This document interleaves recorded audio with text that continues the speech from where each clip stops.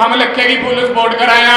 हम पहला भी कहाया, अज भी कह के जा रहे हैं, हरियाणे कनी दे पूरा विश्वास दिलावा बाई नूं, जद जी करा बार्डर बाजा, आज भी नहीं आन देंदे, आज भी बातें चल रही हैं बाई के आने की, पर 3-4 बंदे हैं जो उनसे नहीं मान रहे हैं।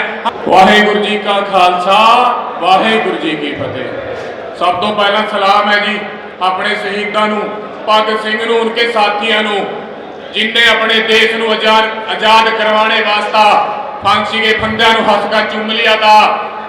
हम अज फिर टाइम है देश नूं दोबारा आजाद कराने का, अज फिर टाइम है दोबारा देश नूं आजाद कराने का। भगत सिंह की सोच के ऊपर चलने का एक एक युवा साथी का फर्ज बनाया भी मानो अज दिल्ली के बार्डर पर डटनाया।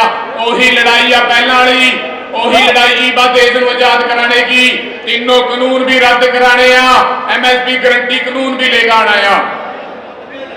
कल्ली लड़ाई कानूना की नहीं है, लड़ाई तो ईद कानूना के बहुत ऊपर चल गई।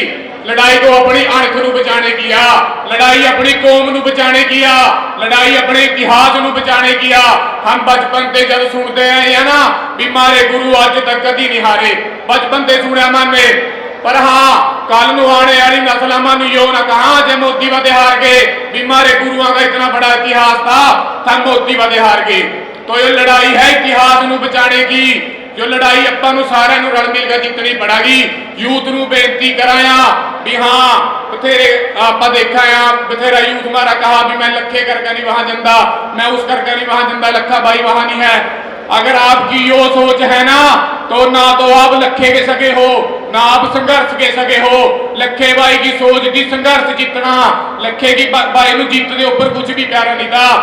अगर आप सच्चे दिल से लखे भाई नूं प्यार कराया ना तो वहां सारे बार्डर में होने चाहिए। हम लखे की फुल सपोर्ट कराया। हम पहला भी कहाया, अज भी कह के जा रहे हैं, हरियाणे कनी दे पूरा विश्वास दिलावा बाई नूं, जद जी करा बार्डर बाजा, आज भी नहीं आन देंदे, आज भी पूरे डट का खड़ांगे बाई के गए। अरे मैं यहां भी बेनती करा मंच में बैठे आगुआ नूं, बातें चल रही हैं बाई के आने की, पर 3-4 बंदे हैं जो उनसे नहीं मान रहे हैं। हम उन्होंने भी हाथ जोड़कर बेनती करा भी जोड़ से बाई अपने अंदर आ या जोड़ से बाई अपने बाहर आ, जिन पर नोटिस आए हुए, केस पाए हुए, सब नूं लेड़ा लाओ। जो लड़ाई आपां सारे इकट्ठे होकर जीतांगे, लड़ाई आपां सारे इकट्ठे होकर ही जीत सकाया।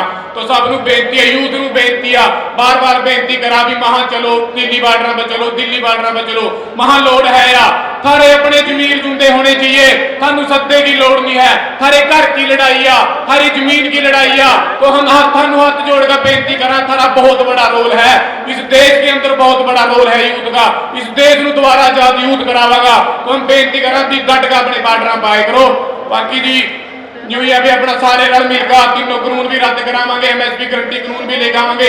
मोर्चे पूरे डटे हुए आ भी बद चढ़कर दिल्ली गेड़ा रखे करो। बाकी कोई गलती सलती होगी उस विषय में माफ करियो। वाहेगुरु जी का खालसा, श्री वाहेगुरु जी की फतेह।